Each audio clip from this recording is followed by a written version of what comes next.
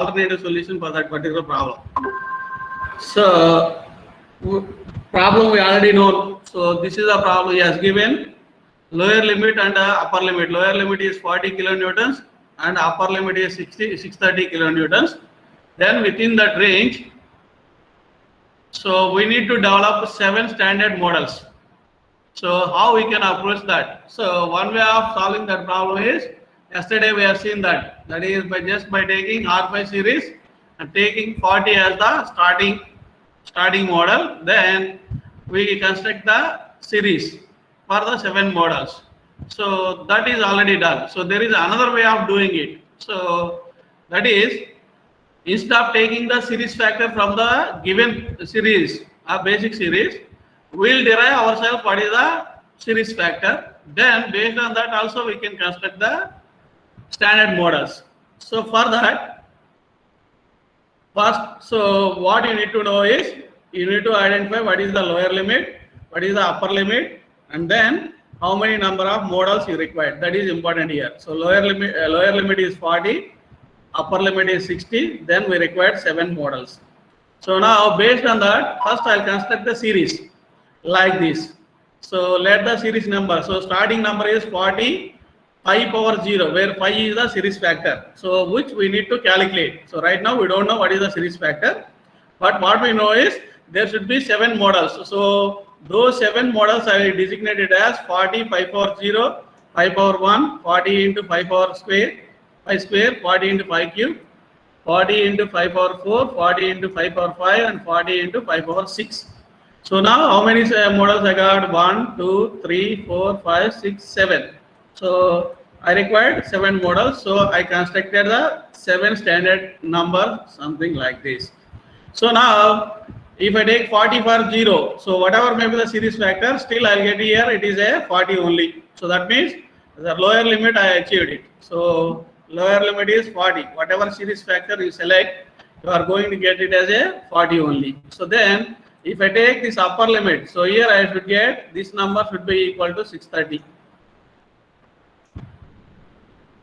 This number should be equal to or less than 630. I need to get it here. So in between numbers, whatever numbers are the remaining 5, they are within this range, in between this 40 to 630 range. And not only that, it has to satisfy that if you take any 2 successive numbers, the ratio of these 2 should be equal to the your 5. So now here if I divide this one by this, I'll get 5 square divided by 5, I'll get only 5. So that is the series factor. Similarly, these 2, you can take any 2 successive elements you can take. So like I take these 2. So here also this one divided by this, I'll get only series factor. Similarly like this, I'll get it. So that means it is following that geometric progression formula. So therefore, whatever, if I construct the series in this manner, it is correct. So now only thing is what is this phi? If I am able to find out the phi, that is the series factor. So this is what we call it as a derived series only. It is not basic series. We are constructing this one based on the principles of those basic series. So we'll call this one as a derived series only. So now we need to construct what is this phi. So to construct that phi, so what we do is we'll use this upper limit. We'll use this upper limit. Anyway, lower limit is fixed, which is 40. So now using this lower limit, I cannot calculate the phi, because here the power to the phi is 0. So now if I take this and if I equate this one to 630, then from that equation I can get the series factor. So that's what I showed here. So 40 into 10 power 6, 5 power 6. 40 into 5 power 6 is equal to 630. If I rearrange this equation to calculate phi, what I'll get is this 40 will come here and this 5 power 6 will become 1 by 6. So what I'll get is 630 divided by 40 to the power 1 by 6. So if I compute that, I'll get the series factor as 1.53. So now if I got the series factor, then next step is simply I need to substitute the series factor into these numbers so that I can construct the required series. So now wherever phi is there in these numbers, I'll substitute that phi value. So therefore our first value is 40 into 1.583 to the power 0 base, it is only 40. So we get 40. Then similarly 40 into 1.58, you will get around 63 point something, you will get it as 63, or else, okay, I will show you the calculation also in the Excel sheet. 1 minute, I will minimize this. See here, I am doing the calculation. So because I can't show you by doing the calculation with the calculator, that's why I use this Excel here. Lower limit is 40 here, upper limit is 630. Then how many number of models required for me is 7. Then based on that, I calculate the series factor. Just I put some formula for that. That is nothing but 630 divided by 40 to the power 1 by 6. This is the formula for that. So then I got the series factor as 1.583. So therefore, then the first number should be 40 into, if you take this, here it is, the first number is 40 into 0 power 5 power 0, which is 40 only. So I take it as 40. Next number is, I multiplied this number. E7 means, see, this is E7, this is E7. You can see this is the E7. So here what I'll get is, this is your E6. E6 is nothing but your series factor. So therefore I got this. Then similarly, I multiplied this one by this. You can see the formula here. We get all the series numbers. So 40, 63.3, 100, 158, 251, 397 and 630. 7 up to 7. Then here I round it up to the next nearest digit, nearest number. So 40, 40, 63 3 point will become 63, 100 will become 100, 158 will become 159, 251, 251, 397, 398, 630, 630. So these are going to be the your standard numbers. So for the 7 models, suppose if I don't want 7 numbers, I want 10 numbers in the series. The same thing, same procedure I can do that. So no need to take any basic series, whether I have to take R5 series or R10 series or for that matter R20 series, whatever may be. Instead of considering those basic series, I will follow some derived series based on the series factor. Suppose if I want to have 10 numbers here, number of models 10 between 40 to 630. Again, then what I do is, since I already put that formula here, automatically it will calculate the series factor here. Now you can see between 10 to 40 to 630, I have 10 models now. Earlier, if I required only 7 models, if I enter here 7, so between 40 to 630, I have 7 models. So these are the rounded up numbers. If I want, I can take it as, suppose I want 10 or maybe 12 numbers required. So I'll add 2 more here. See, I'll get 630 is the highest and 40 is the lowest. Lower limit is 40 and upper limit is 60. But still I am getting those 12. So that means likewise you can, if you follow desired series, instead of choosing from the basic series, if you want to take a derived series, so you yourself need to calculate what is the series factor. First you have to construct the series in terms of series factor. Then you need to calculate the series factor based on the required number of models. Then you can calculate it. So similarly, if you have an issue, suppose instead of 40 and 630, I want to have maybe between 1 and 1000. I required 10 models only. So between these also. So how I can calculate that here? So this is the series factor you are going to get. Then see, your 10 models are coming out as something like this. Between 1 to 1000, I require 10 models. Then these are your standard numbers. 1, 2, 5, 10, 22, 46, 100, 215, 464 and 1000. You got 10 numbers. So like this, you can construct your own derived series for any given range for any given number of models. I think this is clear. Yesterday, maybe some people are asked about the questions, whether exactly I'm not getting the lower number. So like I take it the 40 and 630 problem. So in that, so if you take different cases, okay, in the solution also, if you can see that you have only 622 is there, 630 is not there. Exactly, they are not coinciding with the lower limits. So if That is like if you want to have exact limits, then you need to calculate your series factor based on the derived series. Then only you will get. Otherwise, you may have a number which is close to the upper limit or maybe the lower limit.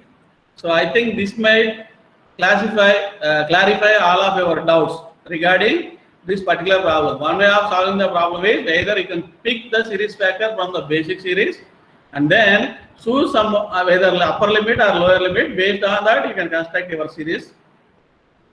Or else the second way is, so instead of choosing any basic series, you take your own, you need to calculate your own series factor. So based on that, you can do that. So if you follow the second approach, just now we need to follow the procedure what we discussed right now. First, you need to construct the series something like this based on your number of required models. If there are 7, you have to take 7 numbers like this. Suppose if there are more than 7, then next number, if I want to consider 8th one, then what I need to write it here? 40 into 5 power 7. Then next one, 40 into 5 power 8. Like that, I go on extend this. Then always the lower is fixed, lower limit is fixed. Here, that is going to be the first number. Upper limit, so you will calculate the series factor based on the upper limit only. So here the upper limit is 630. Based on that only we calculated the series factor 5. So if you have 8, so based on that you will calculate the series factor. Then you take that series factor and substitute back into the series again, so that you will get the numbers. After getting those numbers, just you need to round it up to the standard number or nearest integer. Then you will get your series values. So right, I think it is clear now. So regarding this problem, is it clear or any doubts you have? Yesterday, maybe in the discussion class, some people have asked doubts and also some questions they asked. Now I think it is clear. Or you have any doubt now, you can clarify. Otherwise, we will move on to the next topic. Before going to the next topic, we first finish this, then we will move on to the next one.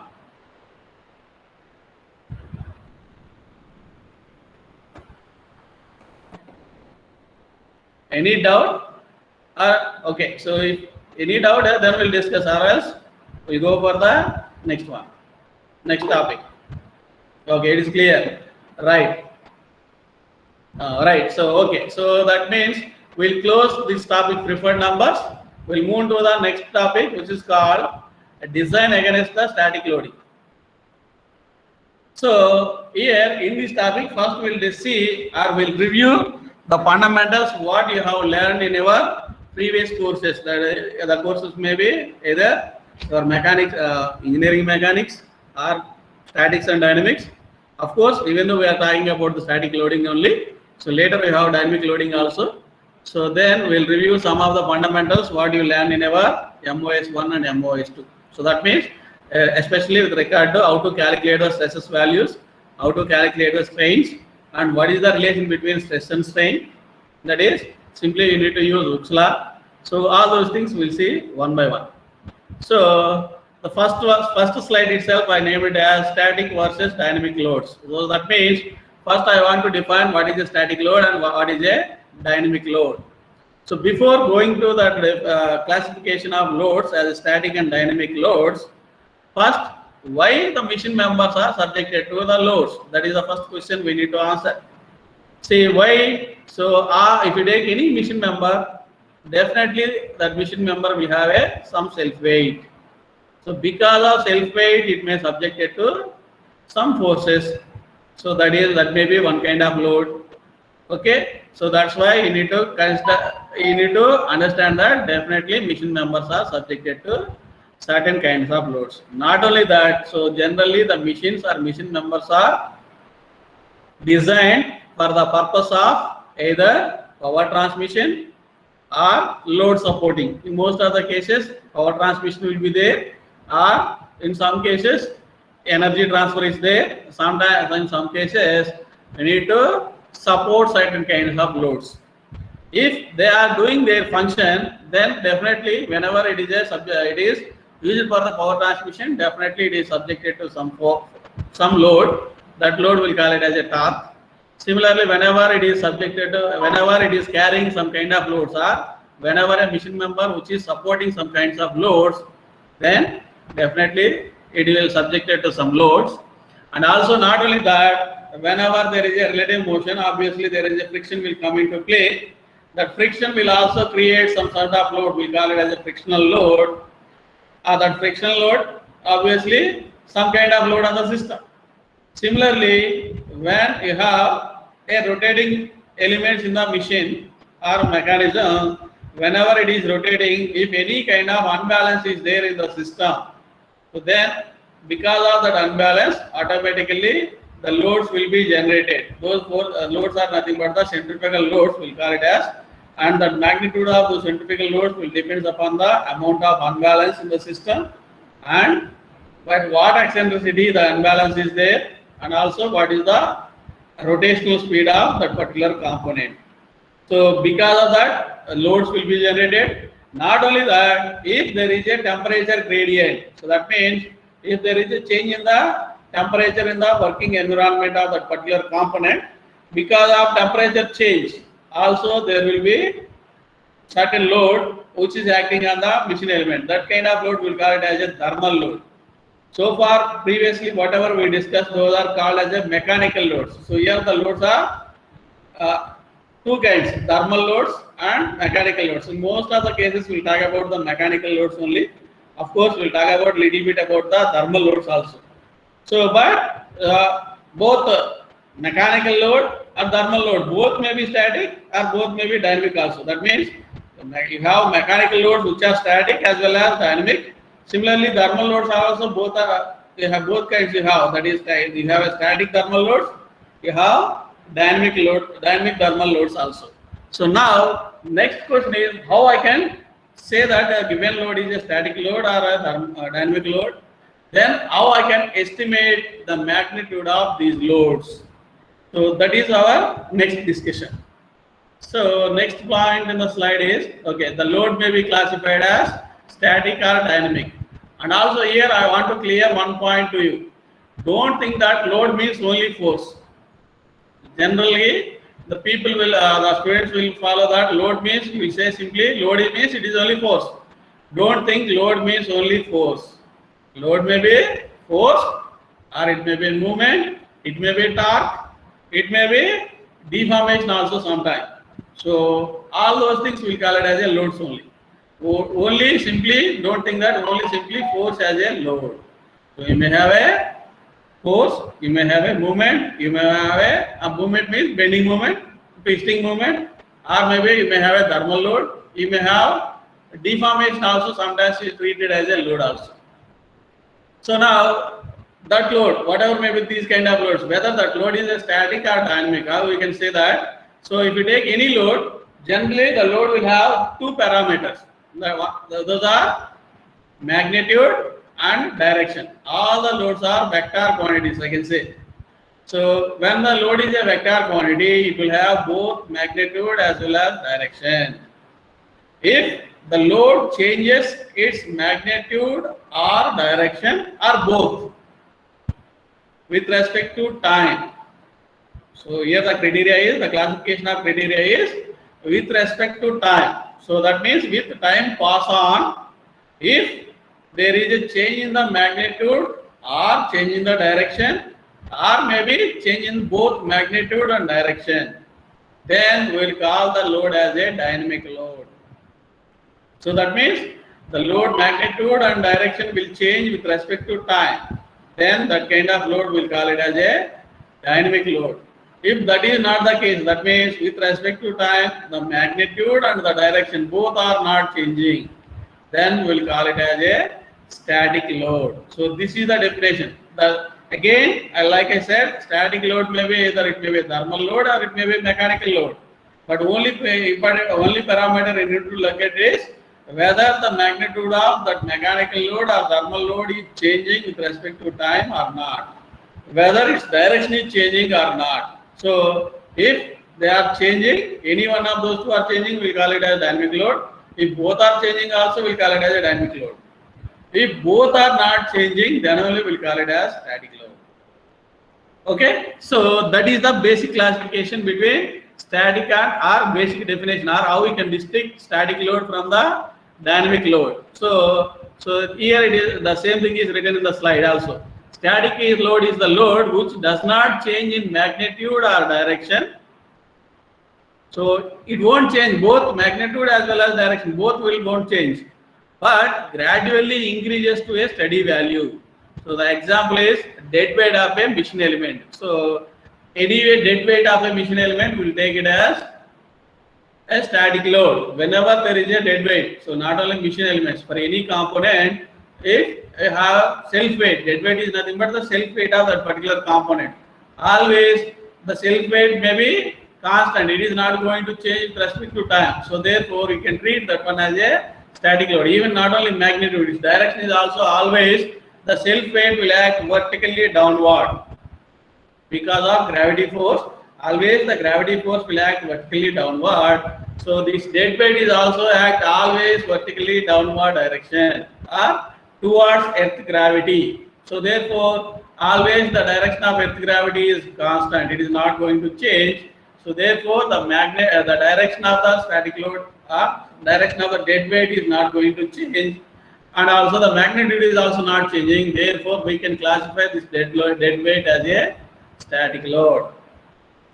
Then dynamic load is the load which changes in magnitude or in direction or in both with respect to time. Then we'll call it as a dynamic load. So the examples for the dynamic load is load acting on a current connecting rod of an IC engine.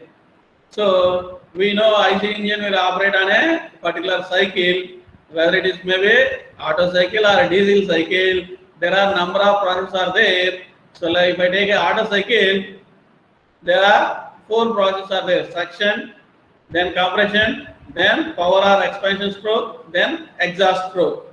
So here, out of these 4 strokes, suction strokes will require a compressive force in the cylinder.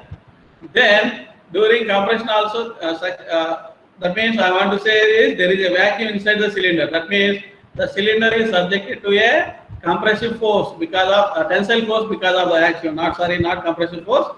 Because of vacuum, it will subject to a tensile force.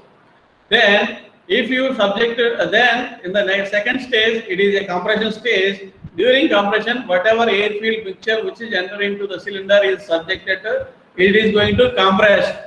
So therefore, during that, the cylinder may subjected to some other kind of load. Then after compression, ignition takes place and the air-field mixture will burn. Then because of that, some energy is released in the form of heat energy. So that energy will also act on the cylinder. So since the cylinder is connected to through the connecting rod through the crank, so this load is getting transmitted to the connecting rods. So therefore, during expansion stroke, you may have a different kind of load. Similarly, during the exhaust also you may have a different kind of load. That means the magnitude is not same during all the 4 stages. Even the direction is also not changed. So therefore, you need to consider all those loads which are acting on the connecting rod during one cycle. We need to consider it as a dynamic load because the loads are changing both in magnitude as well as in direction. So therefore, it is a dynamic load. And not only that, you have another examples for the dynamic load. So that is impact kind of load. What do you mean by the impact load? Impact load is nothing but a load which is applied with certain velocity. In case of static load, you don't have any velocities and displacement. It is gradually applied load only. So you don't have any velocities. So then only we'll call it as a static load. So whereas in case of impact load, you have a velocity. The load will come and hit with some velocity. I think you might have done some. All of you done one experiment in that impact test. There, that impact hammer is coming with some velocity and hitting your specimen, right? So that kind of load, we'll call it as again a dynamic load. And another kind of dynamic load is a shock load. Shock load is nothing but side load. So these impact load and suddenly applied loads are comes under dynamic loads because that load is applied suddenly. So that means that time t is equal to 0, there is some magnitude. After time passes, its magnitude may decrease. So you have a sudden impact is there. Then after that, the load is not going to be there on the specimen. So therefore, it is changing in magnitude with respect to time. That's why it is a dynamic load. Likewise, even shock load is also a dynamic load. Okay, right. Like this, you can classify the static load and dynamic load, or you can define static load and a dynamic load, and then we can see, we already seen some of the examples for that static and dynamic loads. Next case is how we can estimate these loads. That is the next question. So here, determination of appropriate loads acting on a machine member is a critical and challenging task. Why it is a critical and challenging task? Why it is a critical? Generally, the machine members are designed for the strength. I think in the beginning classes, I told to you there are, in case of a shaft design, there are two criteria. One is the strength criteria, another one is the thickness criteria. Hello.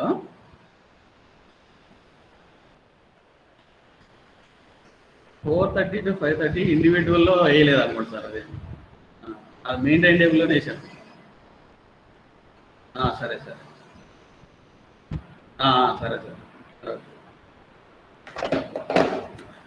So since you are designing for the strength, say designing strength means, so you need to compute what are the stresses acting in the machine member or machine elements. So now if you are not able to calculate the loads appropriately, means properly, if you are not calculating the loads properly, then you can say that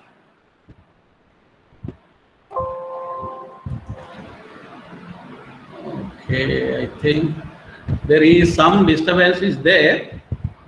Okay, right. I think somebody is leaving and joining. So the process is going on. Earlier it is 62, now it is 54 members. They are coming and going on. See here, your log is going to create it. If you join and if you leave it now, so everything will be recorded. So at what time you logged it, at what time you left with, everything will be recorded here. So don't think that only I given the attendance and then okay, so for me I will get the attendance. It is not going to happen like that. So be careful. So log ఆటోమేటిక్గా నువ్వు ఎప్పుడైతే login అవుతావో అది record అవుతుంది, మళ్ళీ ఎప్పుడు బయటకు వెళ్తావో record అవుతుంది, మళ్ళీ ఎప్పుడు లాగినావో ఎప్పుడు వెళ్ళావో ఎట్లా ఉంటాయి. So don't do that frequently login logout అవ్వద్దు. Okay, so at the same time only attendance చేయకపోతే క్లాస్కి అటెండ్ అవ్వద్దు మీరు. So you remember those things. Okay, right. So okay, so we'll move on to here this. Okay, so this is the first point. So therefore estimation of the loads acting in the machine member is going to be very important point. So otherwise if you calculate the loads wrongly, so your system may fail because your estimation is wrong. Load estimation is wrong means the whatever element you design based on your wrong loads, so the system is not going to sustain the actual loads, it is going to fail.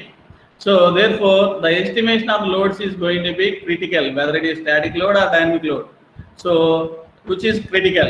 Then it is also challenging. Why it is very challenging? Suppose if the load is static, okay, dead weight, I can easily estimate the dead weight. But if the load is dynamic, it is going to be somewhat challenging to identify the magnitude and direction. So because with respect to time, it is going to change. So therefore perfect estimation of dynamic load is going to be very, very challenging task because it is not constant, it is going to change with respect to time.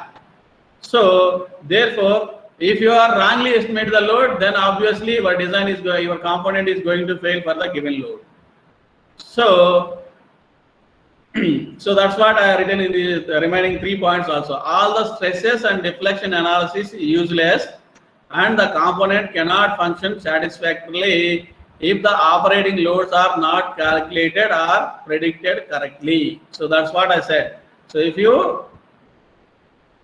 are not estimated the load properly, obviously the stresses induced may be large or the deflections induced may be large.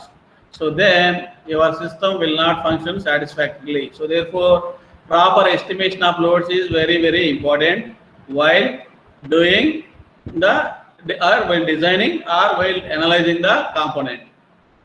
Sometimes operating loads are more easily determinable. Like I said, a load on the shaft running at known speed and transmitting a known value of torque. We can easily calculate if this kind of loads are there.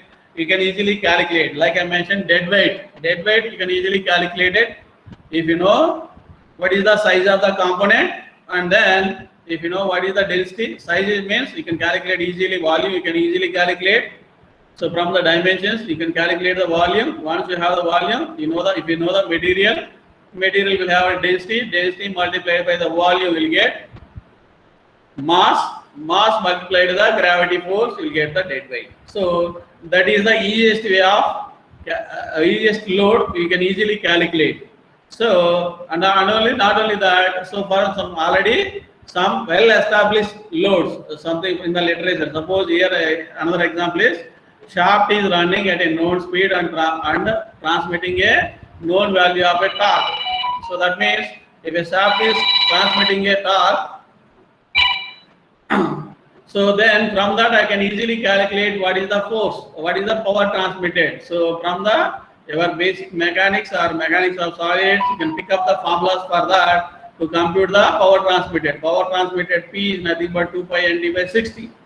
So I can easily calculate if I know torque and if I know what is the speed, I can easily calculate the amount of torque is transmitted. So like this, I can calculate in simple cases, in certain cases where it is easy to calculate the loads. But sometimes it is also difficult. That's why, like I said here, when the load is a dynamic load, it is going to be a challenging task. So when it is going to be a challenging task, often when the loads are difficult to determine, when the load on the vehicle, here one of the example is there. The load on the vehicle changes which depend upon the road conditions and driving practices. So that means here the load which is acting on the vehicle changes which is moving on a road. So it is not going to be a constant. It is a dynamic load here. It is going to change because the road condition is going to change. Always the road surface is always not smooth or always uniform. Similarly, so there may be up and downs are there in the road. So because of that, the loading pattern will change. Similarly, the driving practice or the driving pattern. If the vehicle is moving with one speed, you have one kind of load. If the speed increases or decreases also, you may have another kind of load. So that means the loading pattern will also change. So then estimation of these kind of loads is going to be somewhat a challenging task. So these things we need to, but only thing is, even though it is challenging, if you are not properly estimated, then your component is going to fail for the given loading.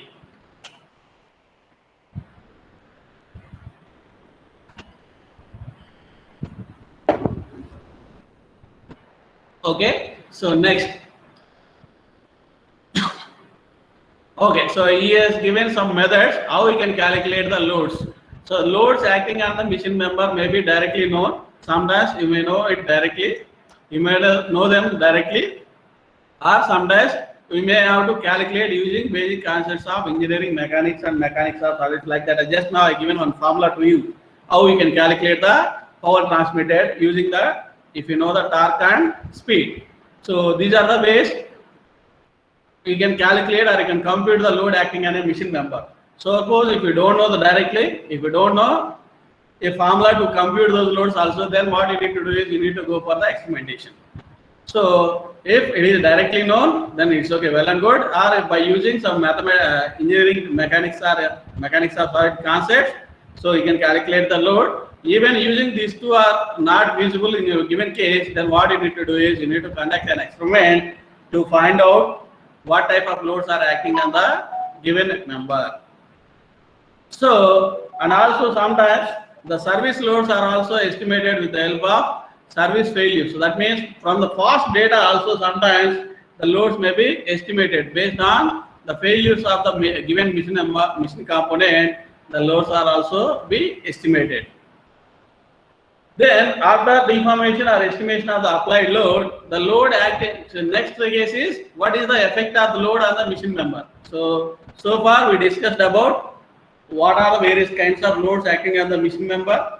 Then how we can estimate that load, whether it is a static load or dynamic load. So once I estimated the load acting on the machine member, then what is its effect on the machine member? Next step is we need to do that. So for that, what we need to do is, what is the effect of the applied load on the machine member? To study that, what we need to do is, we need to construct the free body diagrams and we need to use basic equations of equilibrium.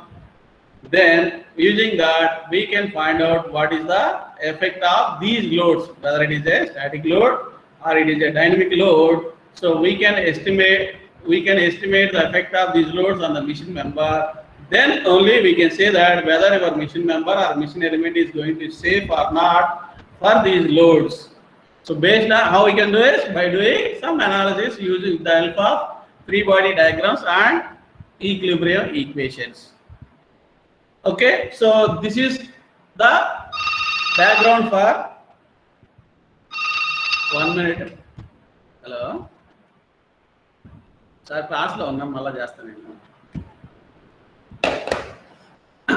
Right. After, okay, so this is how these are the ways how we can define the loads, then how we can estimate the loads, then after estimating the loads, how we can do the analysis.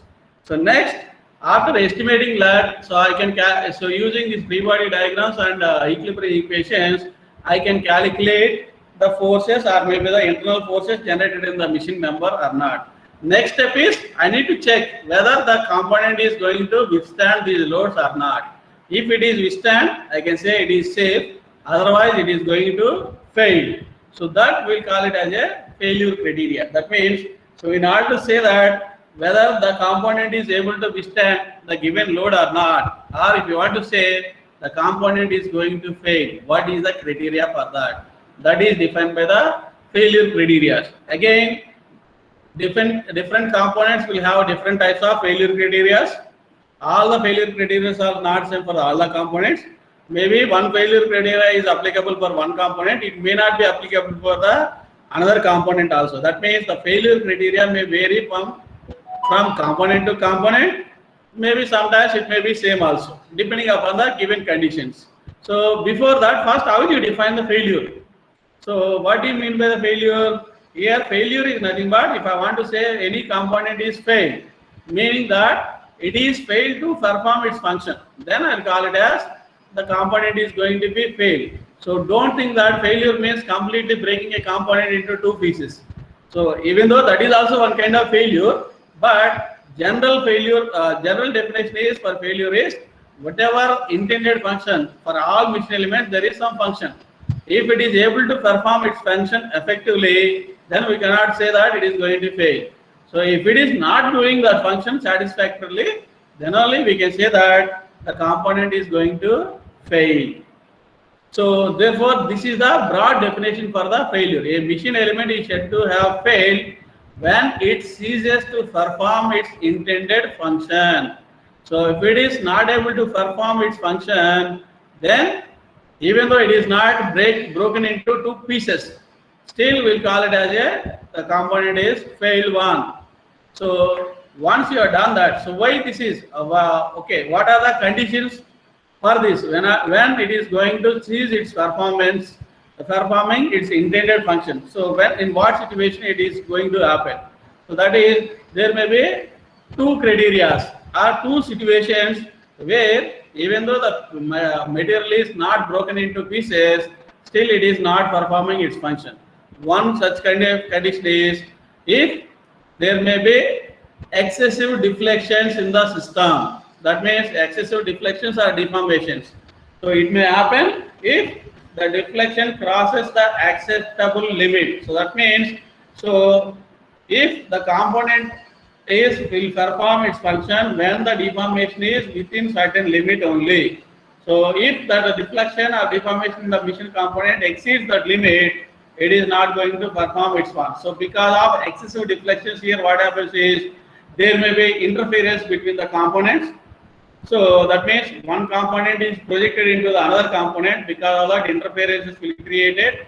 So frictional forces will be there and the component may jam against each other also. So that means when they are jam, they may not perform their intended function. So therefore, that may be one kind of failure. So when the deflections crosses the acceptable limits. So that means this is what I told you in the beginning class while designing a shaft. So deflections are crossing the acceptable limits is nothing but it is violating the stiffness criteria. Stiffness criteria of the design. So that means the shaft is failed. If it is violating the stiffness criteria, it is failing. So the stiffness criteria may be told in the different form like deflections crosses the acceptable limits is nothing but our stiffness criteria only. Then the other criteria is the strength criteria. That means if there are excessive stresses in the member.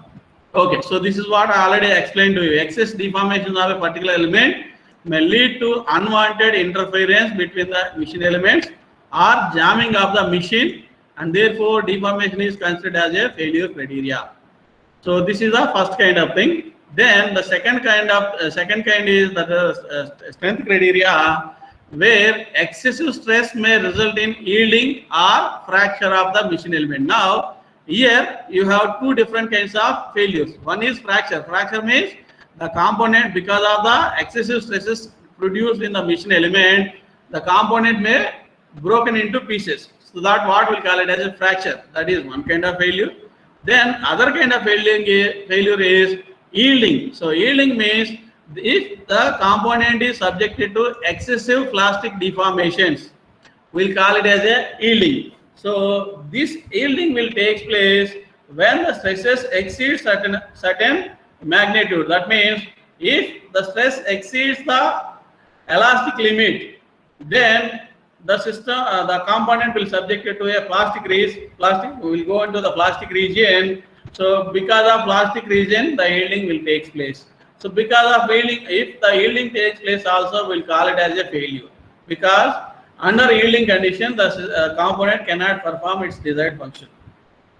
So that is also one kind of failure. Then other kind of failure is not only yielding. Suppose if there is a fracture, that means the component is completely broken out into two pieces or maybe more than number of pieces, then obviously it is not going to function. So that is also another kind of failure. So that means you have these kind of failures. Either it may be fracture, or it may be yielding, or it may be subjected to the excessive deformations. So if any one of these three is there, we can say that the component is failed. So in order to decide the failure criteria, you need to look into these three parameters: whether the deflections are within the acceptable limits. Don't think that deflection means only deflection. Deformations also come under deflections only.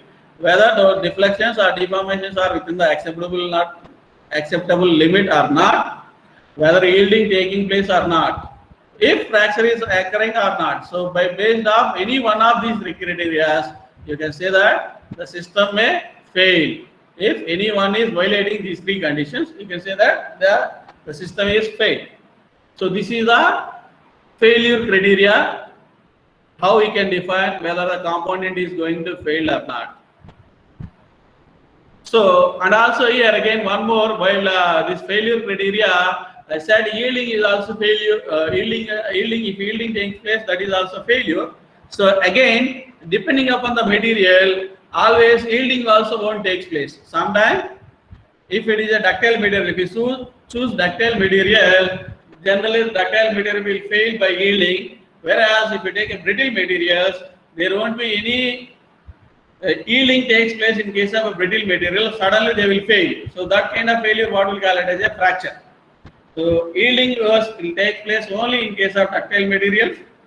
If you have a brittle materials, in case of brittle materials, the fracture will take place. So without a considerable plastic deformation, the components are going to fail if a component is made by the brittle materials. So that is also one more definition we need to understand. So here, when the stress is developed in a ductile material reaches the yield strength, it starts yielding and excessive plastic deformations will occur. Therefore, yield strength is taken as the failure criteria for the ductile materials. Whereas in case of brittle materials, where there is a very small plastic deformation before the fracture takes place, once the stresses develop reaches the ultimate tensile strength here. So whether it is ultimate tensile strength or ultimate compressive strength. So if the stress exceeds or reaches this ultimate tensile or compressive strength, then the fracture will take place in case of brittle materials. So therefore, ultimate strength is taken as the criteria. Ultimate tensile strength, or it may be a compressive strength, is taken as the failure criteria in case of brittle materials. So similarly, another kind of failure also may take place. So that is because of bearing pressure. So we can call it as a bearing failure or failure due to bearing stress. So this is there may be another. This is also another kind of failure. So here, in case of bearing pressure or bearing stress, what is happening is two or more components are rubbing against each other with appreciable relative velocity. So for example, if you take bearings, clutches and brakes, so for all these elements, when in operation, they are subjected to some kind of rubbing action with considerable relative velocity. So because of this, so there what is happening is because of this rubbing action, so particles will come out from those components. So that means the material is slowly getting eroded. So eroded from the pieces. So obviously, finally, it will completely eroded, and the brake. Suppose if I take a brake after certain use, because of this brake failure, it is completely eroded. So therefore, you cannot use the brake. You need to change the brake shoes or brake pads, whatever you have. You need to change. Then only it will function again. So like this, bearing pressure will also some instances whenever there is a rubbing action between the two components, you need to consider bearing pressure is also as a failure criteria. So not only that, whenever there is a friction, obviously wear will also take place. Like I said, erosion of the elements. So similarly, you may have a wear also there. Because of wearing also, then components will fail. So therefore, in that case, you need to consider wear is also one of the failure criteria. So for example, a component having sliding and rolling motion, exactly like in the previous case what we discussed, gears, bearings, piston cylinders and bushes. Wherever there is a relative sliding motion or maybe a relative rotary motion, so because of this rubbing or sliding, so there is a wear and tear in the machine components. So then if such kind of situation is there, you need to consider a wear as also a failure criteria. Right? So these are the things about how we can define the failure, how you can decide what kind of failure it is. So generally these are the different kinds of failures. One is the component may fail by subjected to the excessive deformations or deflection, that may be the first kind of failure, or the subject may fail, the component may fail when it is subjected to yielding. So if it is a ductile material, in case of brittle materials, the components may fail by fracture, or when the components has a rubbing or a relative velocities between those two, they may fail by a bearing stress, or they may fail because of wear also. Okay, so this is how you can define different failure criteria, or what is the parameter you need to consider for this failure criteria also. So in first case, deformations or deflections are the criteria. In the second case, the stress, the magnitude of stress, whether that magnitude of stress is exceeding yield strength or not. If it exceeds the yield strength, then it is going to fail. So, or else in case of brittle material, if the magnitude of stress exceeds the ultimate strength of the component, then you can say it is going to fail. Then, in case of this bearing pressure or the bearing stress, we call it as a crushing stress also. Well, when the magnitude of this crushing stress is increased the compressive strength of the component, automatically it is going to fail. Similarly, wear, for the wear, there are some mechanisms how we can estimate the wear failure criteria. So if you follow that, if it violates that failure criteria, then you can say it is going to fail. Okay, so right. So I think I'll stop at this point today. So maybe in next class we'll continue this failure criteria. Next we have a factor of safety. and we'll see, we want to see what are different types of stresses, all those things will coming in the, we'll see in the coming classes. So before we going to close this class, so if you have any questions, then I can answer your questions.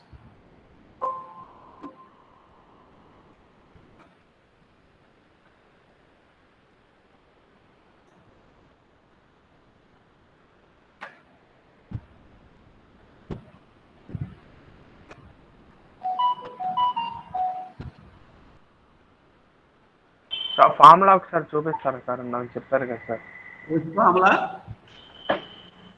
Static dynamic లోడ్స్ని calculate చేయడం formula ఒకసారి చూపించండి నాకు. The static and dynamic load formula calculation. It's not there in the slide, na? If, say I gave one example for calculation of static load, which is dead weight. So how will you calculate the dead weight?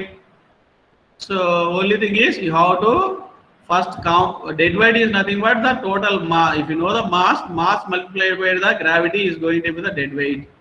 So to compute the mass, what we required is we want the what is the volume of the component, or what is the volume of the dead weight, and then what is its density.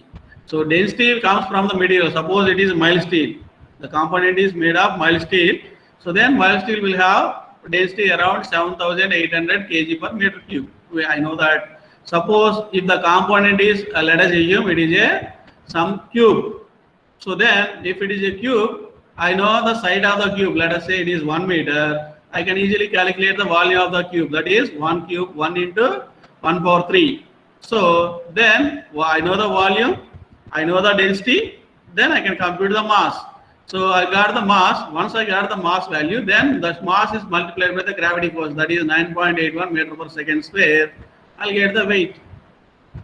Or likewise, if it is not a cube, if it is a cylinder.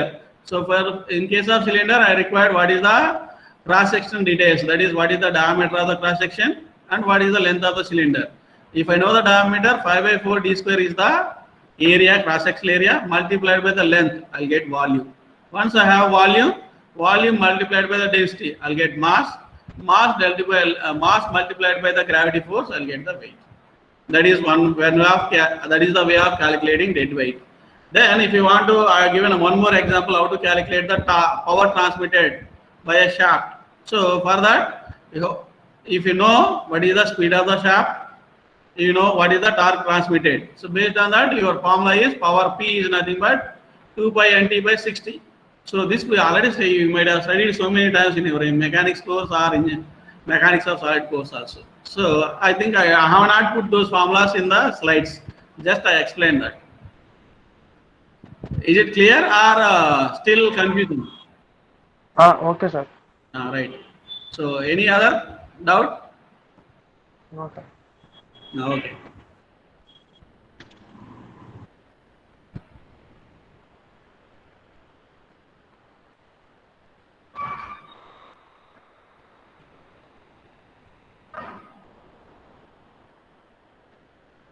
Okay, if nothing, no doubt is there, then I'll close the class.